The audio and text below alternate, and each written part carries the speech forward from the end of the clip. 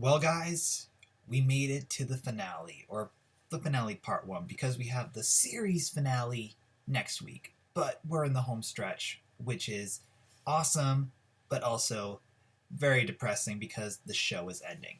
Now, before I get into my review, and I have a lot of notes, I wanted to make sure I talked about this episode very carefully. I'm going to do the same thing for next week's episode as well. Though, I will tell you that next week is my graduation, so I'm not sure specifically when I will get the review out. My hope is to get it out by Sunday, and it probably will be a live review anyway. Now, what I want to say is, I was looking at my playlist for Once Upon a Time season 7 because I make playlists for all the videos I do for each season, and I had made at this point in time 97 videos, and this video will be the 98th, the trailer review will be the 99th, and the live stream review of the series finale will be the 100th video. So I thought that was crazy. I made 100 videos discussing Once Upon a Time season 7. I appreciate you guys, watching me and, sending me links to sneak peeks, to articles, everything. It's been a blast. So this is really like it's a relatively emotional for me because I'm saying goodbye to so much, just like you guys are as well. Now, this episode was written by David Goodman, and I normally don't talk about the writer specifically of the episode, but David Goodman wrote several episodes that I liked, a couple episodes that I wasn't a huge fan of, but this episode played so heavily on nostalgia, I thought it was needed to discuss the writer because he wrote some of my favorite episodes of the show overall. And just a couple examples, as he wrote Birth, Smash the Mirror, Sympathy for the DeVille. He also wrote Rocky Road, and he wrote Sisters. So he wrote a lot of really good episodes, and he played up the nostalgia feels here, which is fantastic, and I think worked in the episode's benefit. Now, speaking of nostalgia, this episode worked so well with nostalgia because it essentially benched the new characters. Tiana, Tilly, Margot, Sabine, Lucy were alive in the episode, but they were relatively, in a minute plot. And then it really focused on, your core original characters. Now, obviously not actor because Andrew J. West is, not Jared Gilmore, but Jared Gilmore is in this episode a couple times. But it really focused on your original cast that they kept around for the entire season, which I have to say I loved. Now, this episode had a solid 3-act structure, which is interesting for me to even note, but, TV and movies always have to have a 3-act structure. You need to have a clear, defined beginning, a middle, and an end. And with Once, because it had the flashback weave throughout it, it always kind of felt kind of difficult to map out the 3-act structure. But it was still there. It was just a little bit more difficult. But here, because there was no flashback and there was 2 storylines, but the B storyline was so minor, good and relative, but minor, that you could really see the 3-act structure with the main A storyline. And I love that. So I really think that David Goodman wrote a beautiful, beautiful episode here. Like, from a business point of view, it's relatively perfect, which is awesome. And now, he did have a lot of characters that he was working with, and this is where I felt the episode slightly fell off. And what I mean by that is he had the cameos of Ariel, Peter Pan, Cruella de Vil, and Mickey Mouse, the Sorcerer's Apprentice. And, I felt that the cameos were relatively wasted. And the reason why I felt they're wasted is they made sense for what they were doing. Like, it made sense to the plot. It moved along. It was great in that regard. But these are characters that people have latched onto. I think a lot of people are fans of Ariel. I know a lot of you guys are fans of Peter Pan. There's many people that I've seen that have said the Peter Pan storyline was one of the best storylines of Once Upon a Time. And then people love Cruella de Vil. I'm a huge fan of Cruella de Vil. I think Victoria Smurfett is awesome. And then, the Sorcerer's Apprentice was just such a charismatic actor. And I don't know how strong his fan base is, but at the same time, it's like he was a really cool character. He was based on Mickey Mouse, and he was turned into a mouse in season 4 at one point, which I thought was hilarious. So, I feel there could have been ways that these characters, their original counterparts, could have been added to the episode, except Peter Pan. So, Peter Pan was just in a stock, and he talked for 2 seconds to Regina, and I was like, okay, well, it's nice to see Robbie K, but his story is relatively irrelevant. And then Ariel, Wishram Ariel, gave Hook squidding to immobilize Rumpelstiltskin. And we'll talk about, or he actually, I'm sorry, she gave it to Hook, who then gave it to Rumple, then Rumple immobilized Wishram Rumple. And we'll talk about, the actual depth of the plot in a minute. Cruella, I think, had the best of the four. I think she did the most. I really enjoyed, what she was doing. I think Victoria Smurfit also is just so fun as Cruella, but I also feel that Robbie Kay, Joanna Garcia, and I forget the actor who played the sorcerer, also are really good in what they do. And that's why I felt it was wasted, because I think there was a lot more they could have done. Also, Cruella de Vil is technically from a made-up 1920s world, and I don't understand how there's a Wish Realm version of her, because a Wish Realm is a copy of the Enchanted Forest, not a copy of all the realms, unless somehow the Wish Realm created a Wish 1920s, a Wish Neverland, a Wish Arendelle. So, I mean, at this point the show's over, so it's completely irrelevant. But to me, because I do review these and I know how the show relatively works, I think the timeline's a mess. But because I do know how the show works and where these characters are from, I did think, how does Wish Cruella technically exist? Because the Wish Realm's origin, minus the fact it was created by a wish, was never explained if it created additional realms on top of it in order to make the stories, flow. Because technically Cruella, knew Snow White and Prince Charming before Emma even existed, so it's a little bit much. Now, let's talk about what we actually saw in the episode. So in the beginning, everyone's celebrating, the fact that Gothel's time travel dark curse is now broken, which is awesome. No more Gothel, everything's gonna be happy. But of course, that is not how Once Upon a Time works, because we have to have a final battle in some regard. And Regina goes to find Sandy, who she's curious what happened to him, and of course it's confirmed that he's dead. Some people thought he didn't die last week, but he's dead, and that's unfortunate that Sandy died, because they hyped up Regina to have a romance with Sandy, Dr. Cillier. We never saw a flashback of the Evil Queen and Dr. Cillier, which I really think shows how bad the writing has gotten, that they're like, oh, they have this, but we never saw it. And again, the major rule of television and movies is show, don't tell. Show us this relationship. Don't just say this relationship existed. And I will say this, and for the last time, that this entire season would have been a beautiful Tangled arc with Cinderella mixed to it, and then maybe even dilute Cinderella's character, which they essentially did do in this episode, which I give David Goodman major credit for doing. Dilute the character of Cinderella, and then have the Princess and the Frog storyline be majorly important, because we're going to talk about Tiana at the end of the review. But that's the way I felt that the season would have shined, because they mixed it instead of separated it, and I think that honestly you needed the separation to make the story flow smoother. Obviously you could have had it flow into each other, but there's no reason to mesh it all together in a really into really bad writing. So Regina talks to Weaver. I'm going to call him Weaver just so it's easier, and then we'll say Rumple is referring to the Wish Realm. And she talks to Weaver, and he's like, Rumple's here. He wants the dagger. What are we going to do? And then Rumple goes and puts Lucy and Ella into a snow globe. And I thought, okay, cool. At least Lucy and Ella are benched. I'm fine with that. I mean, Danya Ramirez I'm not a fan of. I don't believe that Henry's in true love. Yes, I am bringing that up again. That's been discussed. Why do I bring that up? Because it's not true love. I don't buy it. And then Rumple and Rumple, traps them, and then somehow there's a magic bean. Magic beans are just, like candy on this show now, which is also a big break of canon, because if you guys remember way back in season 2, it's like magic beans are hard to come by, and Tiny had to grow them, and then Regina burnt the fields. It was just a huge mess with that. So to have portals and magic beans be so easy to access, it kind of makes the show feel like it just doesn't care. And I think that also made diehard fans annoyed. I mean, it's cool if it's hopping around, or if you even have like a teleporter who could teleport between realms, like that would have been fine. Like have someone like that on the team, because every team needs a teleporter, or a really strong teleporter, because so many characters can teleport. But to break your rule that magic beans are hard to come by and portals are hard to make, it's kind of like, okay, cool, they found another one. So they go off to the Wish Realm, and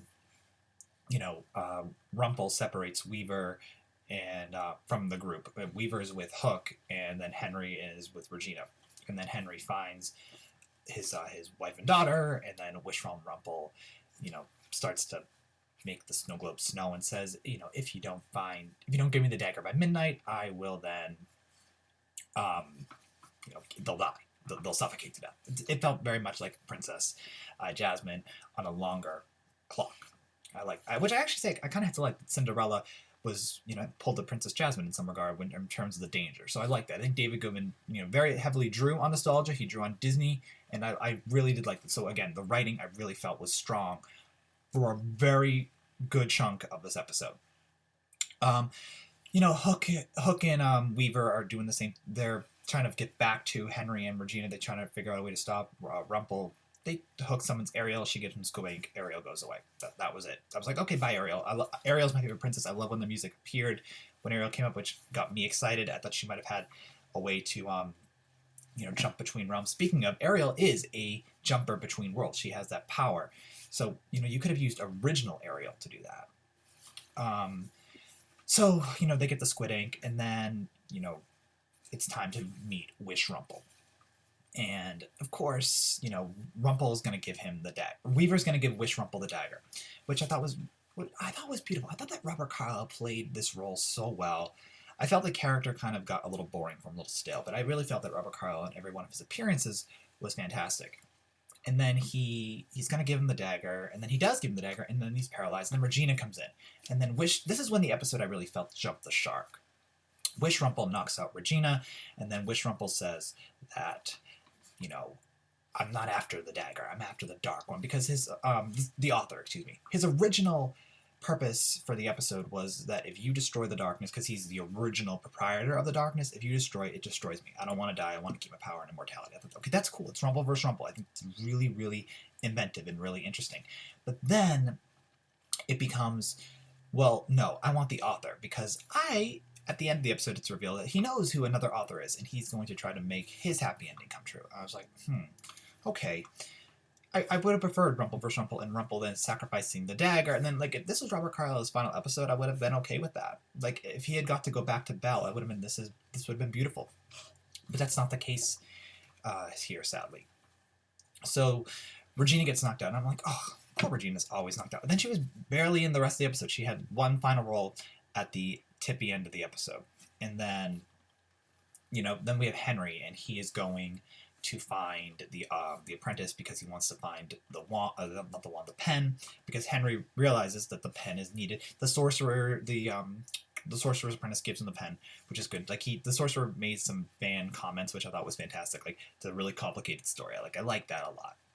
He gives him the pen, and then Henry goes to Cruella and then pulls the ink out of her, because apparently Wish Realm Cruella is from 1920s Wish Realm, which I doubt exists, but I'm just saying it, who had the same history as the original author. He pulls out, her hair, and then he is going to write, and of course, doesn't get to do it because Wish Realm Rumple and Wish Realm Henry appear. And I'm like, why is Wish Realm Henry here? Like, Jared Gilmore was so good in Is This Henry Mills? Like, I would have preferred if Is This Henry Mills was Jared Gilmore's final appearance in terms of, like, a main role, and he had his little cameo. He had a little cameo in the beginning of the episode because it took place right before he turned into Andrew J. West, and I thought, okay, that's good. It's a perfect way to get rid of him. But then it's like, oh no, we have an aggrieved Wish Realm Henry who's mad that, Regina killed his Wish Realm grandparents and took his mother away, because Emma technically doesn't have a Wish Realm counterpart. Emma is just Emma. So, he's really mad, and then he writes, there is no guardian, or something like that. And now, Rumpelstiltskin, Wish Realm is happy because now he knows his dark powers can't be destroyed. And that was kind of what happened here. I mean, Wish Realm Rumple put Weaver and Rogers into the same orb and Henry as well, into the same orb as Lucy and Ella. So, and then it just kind of left it as Regina versus Wish Realm Henry. And I was like, okay, going to be kind of interesting to have Jared Gilmore fight Lana Parrilla. Quite frankly, if I was Regina in the next episode, I'd just take a fireball and go poof, and then get rid of Wish Realm Henry. I know she can't do that because she's so attached to the idea of Henry, but this isn't real Henry. She has her Henry. And that was the main storyline. And again, I felt it jump the shark when it started to jump back to the author and have, Jared Gilmore, play like kind of like a bad character, like an aggrieved bad character. Evil Isn't Born. It's made actually in my review of the Mother Gothel backstory, a lot of people said, this show established that evil isn't born, it's made. And I'm like, yeah, I know. And that's well and good, but sometimes people are just crazy. Like, not everyone is born. Sometimes the brain isn't just wired, and sometimes it's okay if someone's just evil, in my opinion. It's totally fine. And I would have preferred if Gothel didn't have the same backstory as everyone else. And here, he's not really evil. He's just really miffed, and then he's getting, into the wrong setting and whatnot, or getting mixed up with the wrong character, who of course is Rumpelstiltskin, who might be his grandfather. I don't know if Wishram Henry is Wishram Rumpel's grandson, but whatever. But that's kind of how that ended. So let's talk about the other storyline, which was relatively minute, but I still liked it nonetheless. So we essentially have Tiana. She wakes up and she's kind of like, I don't know how to rule anymore. We don't really know how long they were cursed. I didn't think they were cursed longer than a year. But she's like, I'm not sure how to get back into being queen. And now this would have been a fantastic, fantastic role if we had seen Tiana rule in the Enchanted Forest. Again, if Prince and the Frog, with her being queen and dealing with Facilier, was an arc, and then having her wake up and then being conflicted between being Sabine and Tiana, like, that would have been great. So this is why the storyline, it was cool and worked, but because we never saw anything, it was just like, oh, I'm being told what this character's thinking. And I'm like, okay, cool. It's like reading a book. It's like, whatever. And then Drew comes in, and Drew is Prince Naveen. And I'm like, yeah, Disney couple. Again, this episode played up to the Disney hypes, which was awesome. I'm like, yeah, Disney, love it. Naveen and Tiana are a canon couple. And then at the end of the episode, Tiana convinces, Naveen to, Tiana convinces Naveen, or Naveen convinces Tiana, excuse me, to, be the queen. And she rallies the people. And then at the same time, Tilly finds out, or she feels that something is wrong with the Guardian, and that's why Tilly goes to Tiana, and then Tiana then rallies the people, and then Margot and Tilly go off to Storybrooke to get help, because they're going to go probably get Snow White and Prince Charming, which we saw in both trailers, to go to the Wish Realm to help stop Wishram Rumple. And then, essentially, that's the episode. Now, I do realize I made one little mistake. This review is pretty long, but there's a lot to discuss. One mistake that I did make is the way that Wishram Rumple got to, not Wishram Rumple, the way that Henry, Rogers, Weaver, and Regina got to the Wish Realm was through the Looking Glass, and the way that Tiana and, the way that Tilly and Margot leave Hyperion Heights is through the bean. However, the critique still applies to the bean being, like candy, and to the fact that portals are so easy to come by. But that was really the episode. I felt that David Goodman did fantastic with playing on nostalgia, with playing with the 3-act structure being so solid. I really enjoyed that. It was really well done in that regard. I just felt the end of the episode slightly jumped the shark. And then the Tiana storyline, it wasn't bad and totally made sense, but at the same time, because it was not really established, I was like, okay, it's just there. Like, her mother should have been in this episode, in all honesty. But I was really happy that, even that Cinderella and Lucy were benched. So overall, it was a solid, I hate to say it, it's a B episode, but it's a good episode nonetheless. And I'm looking forward to leaving Storybrooke next week quite a bit. Last thing I want to say is I think Cruella had the best cameo of the 4. I really felt that Ariel, her cameo made sense to move the plot. Pans was useless. The Sorcerer's Apprentice moved the plot, but Cruella actually got to do things because she was in more than one scene.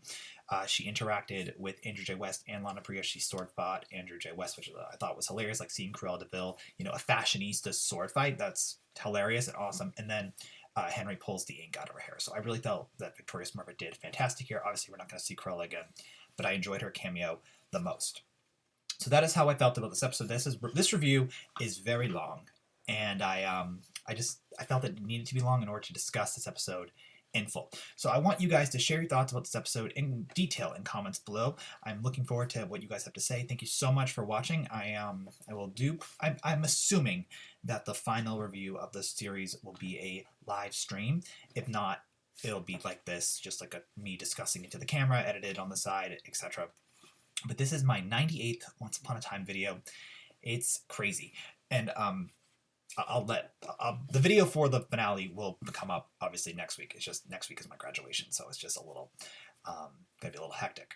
So anyway, thank you for watching, and we'll talk real soon. And I'm looking forward to what everyone has to say. Did you love the episode? What did you think of the cameos? What did you think of the storylines? Because it was very well written, very well delineated, and I enjoyed it overall. So anyway, share that in the comments below, and I appreciate you guys watching me, and hopefully, new content will start coming out in May as well. So anyway, guys, thanks for watching, and we'll talk real soon.